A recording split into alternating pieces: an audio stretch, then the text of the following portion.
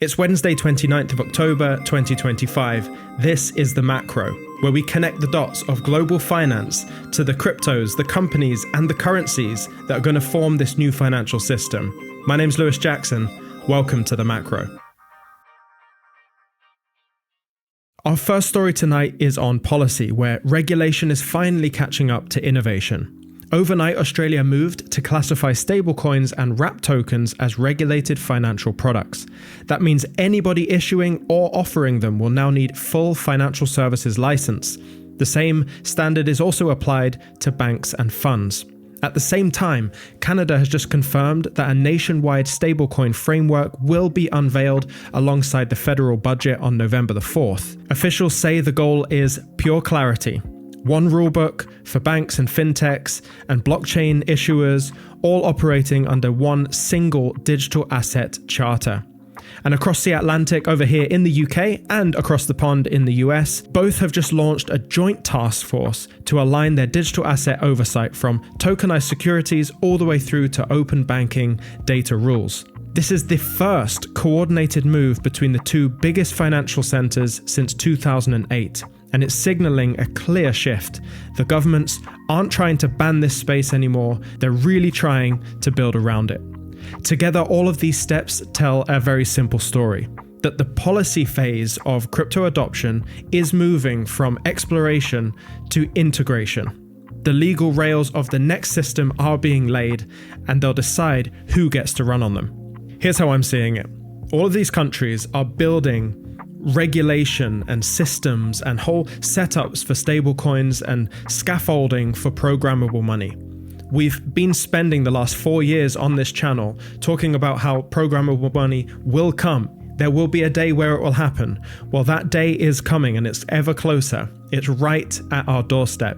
If we're not paying attention right now to the people who are in charge, the people putting the rules in place and making sure that they manage this correctly, things could spiral very negatively. Of course, I'm going to keep my ear to the ground on all of this and update you on the macro as soon as more information comes out. And at the end of today's episode, we're going to round it all up together to decide how do we need to position ourselves with this news as we move towards the next stage of this financial system.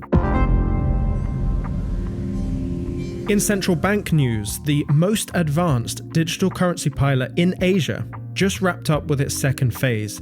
The Hong Kong Monetary Authority announced that it had just completed phase 2 of the EHKD program. That's Hong Kong's experimental digital dollar. 11 industry groups were involved, that's banks, payment firms, and tech providers, testing how a digital currency could be used for tokenized asset settlement, programmable payments, and even offline transactions. And the results were very telling. Public feedback showed that most people see tokenized deposits and EHKD as almost the same thing, mainly because the trust in the city's banking system remains very strong. And that finding could shape the next stage of Hong Kong's strategy, moving the EHKD focus away from retail wallets and towards wholesale settlement. And that means cross-border trade, institutional payments, and tokenized asset markets. The authority says that the next round of work will center on international interoperability, linking the EHKD with other central bank systems in Asia and beyond, including ongoing collaborations under the Bank for International Settlements Innovation Hub. And that matters, because wholesale CBDCs are quietly becoming the backbone of global liquidity. Programmable, traceable, and always on. The way I see it is when they do these CBDC tests, I think overall they're just going to discover that the retail CBDCs are just a nice to have. Retail CBDCs are when we use our money, the everyday person, the everyday Joe, using money to send. Using a CBDC in that way is a lower priority, and the higher priority is the way the banks send each other money. Those would be categorized as wholesale CBDCs. Hong Kong is now realizing this, that wholesale CBDCs probably are just more important because the emphasis right now should be in settlement networks. So when we're positioning ourselves for this inevitability season where we move into this new financial system, we need to be positioned in such a way where we're taking advantage of the growth because of the focus of settlement networks. What does that mean in terms of companies and cryptos? We'll get to that at the end of the show. The private sector continues to build faster than regulation can keep up. Today's headline comes from Securitize, a blockchain company backed by BlackRock and Apollo Global Management. It's preparing to go public in a $1.25 billion SPAC merger with Cantor Equity Partners II, making it one of the first major tokenization firms to hit the public markets.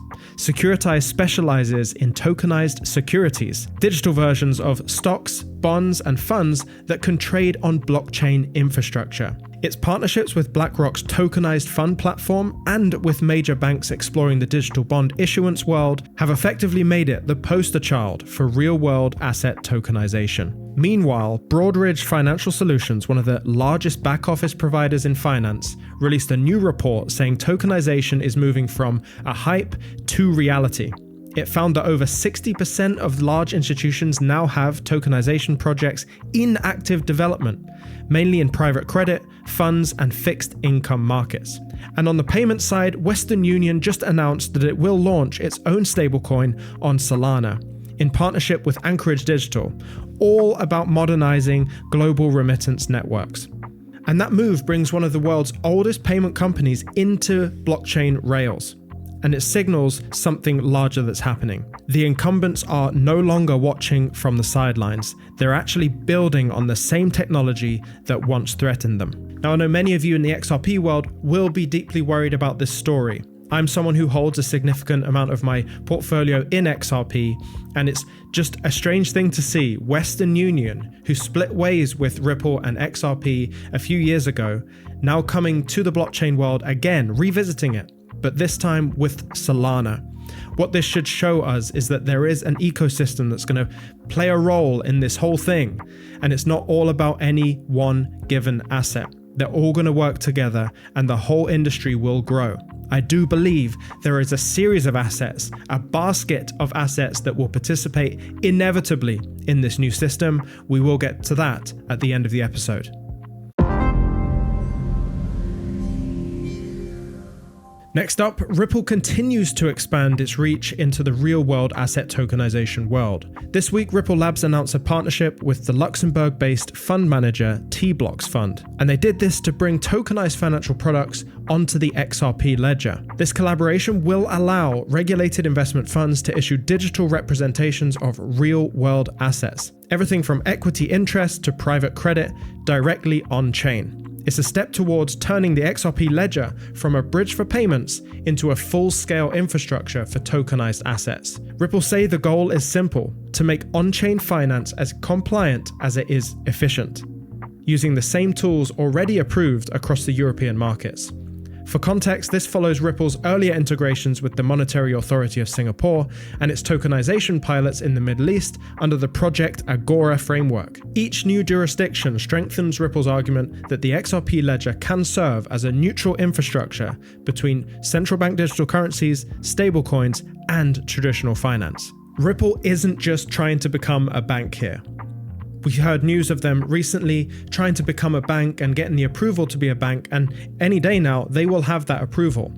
But when I look at all the acquisitions and the roles that these different acquisitions are playing in Ripple's infrastructure and ecosystem, what I see is something far bigger.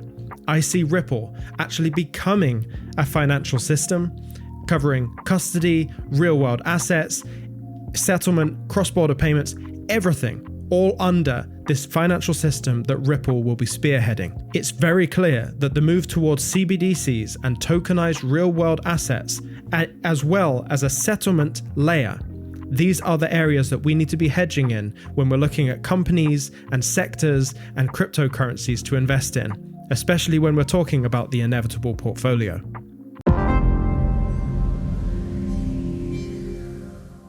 And in our next story, the stablecoin market keeps gaining ground. This week, it's not the crypto startups driving adoption, it's the incumbents. According to recent payment flow data, stablecoin transactions have jumped roughly 70% since US regulators passed the first payment stablecoin legislation in July. Daily on-chain volume now regularly tops $10 billion, up from about $6 billion at the start of the year, and with Australia and Canada both now moving ahead to get new licensing regimes, the regulatory map for stablecoins is rapidly filling in. So while Bitcoin halving dates still dominate the headlines, the steady climb of stablecoins may end up being the more consequential shift, turning blockchain into a payment utility that's always on, fully backed, and increasingly regulated.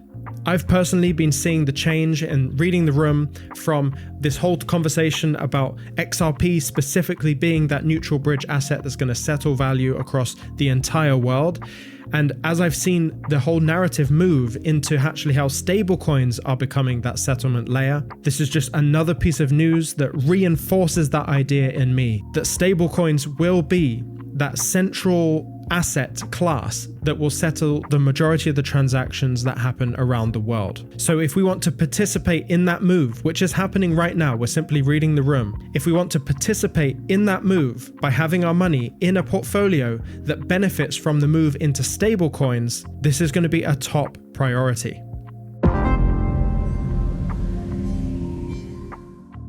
Now, one of the least talked about stories in programmable finance is one of the most important: digital ID. This week, the OECD formally endorsed its recommendation on the governance of digital identity, urging all member states to build a secure, interoperable eID system that can work across borders. And this guideline calls for governments to treat identity as public infrastructure with strong privacy, inclusion, and user control baked in from day one. It's a clear signal that the identity layer of the global financial system is moving from pilot projects to actual policy.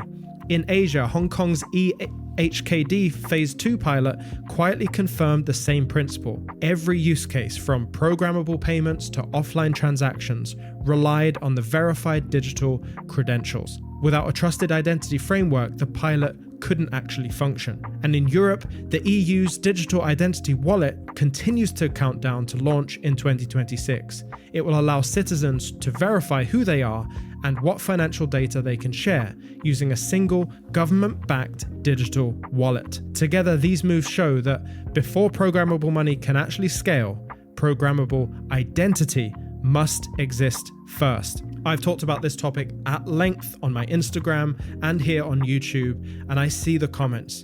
People are not happy about the direction things are going, specifically when you talk about the trifecta. The trifecta to me is CBDCs, the programmable nature of the CBDCs, and the digital ID that must exist to tie them all together. There will be many wonderful benefits of digital IDs, but the nefarious nature of these digital IDs and CBDCs and the programmability of it all is very, very concerning. We have to have an inherent trust in the system to take actions that are in accordance with the way we want them to be done. However, in recent news, the last couple of years, the last 6 years or so, we haven't been left with much trust in the system. Do we have much trust in the entities that will control this programmable money? I would say right now, the approval ratings will be very, very low. In AI news, artificial intelligence is no longer just analyzing the markets, it's actually starting to enforce the rules of the markets. At GitX Global 2025 in Dubai, a fintech firm Revo AI unveiled what it calls Bank 5.0. It's an AI-driven compliance network built on blockchain, combining real-time transaction monitoring, smart contract-based auditing, and machine learning models that flag irregular behavior before a human could ever see it. The company says that the system can identify suspicious flows across thousands of wallets and institutions simultaneously, a capability that could cut investigation times from days into seconds. Meanwhile, major banks are beginning a pilot to AI-powered regulatory tech of their own. At the IMF World Bank meeting last week, several institutions, including HSBC and Standard Chartered, confirmed that they are in fact testing large language model assistants trained on the compliance manuals to automatically check new tokenized asset issuances for regulatory alignment. In other words, AI is moving from chatbots to compliance co-pilots. Regulators are watching closely. The European Central Bank and the Monetary Authority of Singapore both published papers this month outlining how AI-based supervision tools could be integrated into digital asset monitoring. It's the next stage in programmable finance, programmable compliance. And I've been very vocal about this in recent weeks that we will see a day where big financial institutions are purely making decisions based on decisions made by AI agents. I do believe that we will have agentic AI in the largest banks in the world determining how money flows around the world, which blockchain to use for which payment corridor and for which use case. It will be choosing on the fly the most efficient, the most important, and the most useful asset at that given moment in time. This adds to the fact that we're going to have an ecosystem of assets, not just one single asset running the entire show. AI will change the way money moves around the world. Okay, so let's take everything we've covered today and also all the research we've been doing behind the scenes, and let's start to build out this inevitable portfolio. The portfolio is going to be built up of cryptos and companies that you can actually own, so cryptos that you can buy and companies that you can invest in. Before we get into this is not financial advice. I'm just providing you how I look at the global finance situation and the assets that kind of seem relevant to me in the moves that we're making in the global market. We're going to have a few different sections. I think the first section here is infrastructure and tokenization. This will be made up of Broadridge financial solutions. Like I said, they're powering the back end, the back office of tokenization for funds and securities. You've got NASDAQ and the CME group, because they're already starting to digitize settlement and custody through blockchain. I think naturally that starts to move into Coinbase as a stock, kind of acting as an entire gateway into the entire system. And then on the crypto side, I think it makes complete sense to be having Ethereum, Avalanche, and Matic, these being the dominant areas where tokenization will take place. But if we move into the payments side of this global economy, we start to get into the likes of XRP, which we've talked about on this channel extensively. They're the ones who are going to be managing a lot of the cross-border settlement that happens, and certainly with a lot of the pilots that are going on. I think another interesting play would be PayPal, because they are now leading the way in regulated stablecoins and playing a very big role in the use of stablecoins, just like Visa, just like MasterCard, and Western Union in this case. All of them are building these stablecoin rails to make their systems even better.